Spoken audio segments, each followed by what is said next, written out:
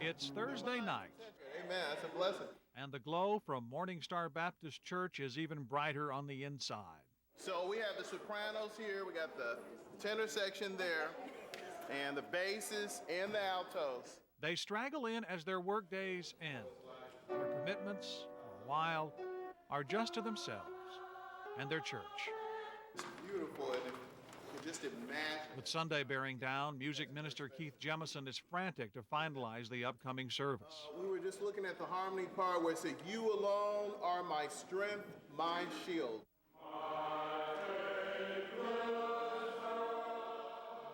And from where I sit, I wonder why they feel the need to practice in the first place. They sound like angels come to earth.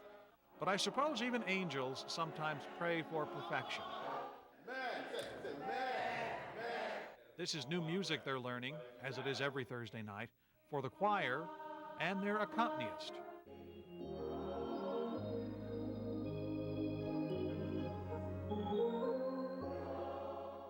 Lillian Alexander can't see the notes she's playing, can't see the keys on the big, blaring organ, but she's learning this new music tonight, too, just the same as all the others. And if past history is any guide, she'll have it down before the rest of them. She'll be here at a rehearsal, and we'll start a new piece of music, and she will listen to the music, and then she'll be able to play it certainly by middle of the rehearsal. The Jemisons, Beverly and Keith, have known Lillian for a long time, and their respect for her talents just keeps growing. When I first saw her, I was just in awe. I mean, that she could just play so beautiful like that. But Lillian doesn't consider herself extraordinary, doesn't think playing intricate arrangements without sight anything special. In fact, doesn't consider her blindness a handicap, and will tell you she doesn't miss seeing. I think it's so many things, if I were to see them, they would be so ugly. But music is always beautiful, and it's quite simple to be a blind musician, says Miss A. We memorize measure by measure, and then we play it. What does music do for you? What has music done for you? Oh, it just kind of makes me just kind of float along and think of different things inside my head. Like what? What do you think about? It depends on the song. What were you thinking about today? Oh, okay, the song like I Feel Like Going On. Anytime you're down or sad, you just think about the strength that you have from within. Well, these are Leslie. Lillian was a premature baby and lost her sight in a hospital incubator.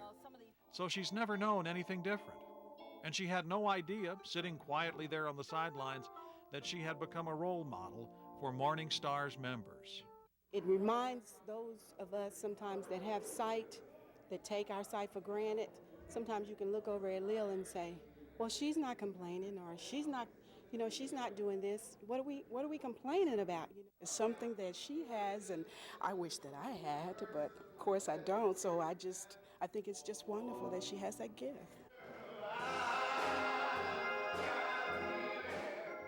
Sunday morning at Morningstar is always properly wrapped. Men in suits, and women in wonderful big hats, and little girls in bows. And there is so much music, from so many voices, that Pastor Chappelle has to be shoehorned in. And at the center of all that joy is Lillian. Every so often she'll bring down the Braille songbook of hymns, but usually she heard the notes just the past Thursday night. And she brings it off without a hitch. But that's what they've come to expect of Lillian. This woman who can only imagine the scene going on around her, but who sees nonetheless. Well, I see Christ living in me. That's it. Now that's what I see. In every song that I play, although I don't know all the words, I can just see Christ inside me. That's what it's all about. She once told me that her favorite hymn was "Where He Leads Me, I'll Follow." And maybe this is where He's leading her. If so, he put her in the middle of the teardrop church, perhaps noting of the sadness of eyes that cannot see, but reminding us of a soul on which vision is seared. It's a great feeling to play music. That's what I like about the whole thing, just playing the music.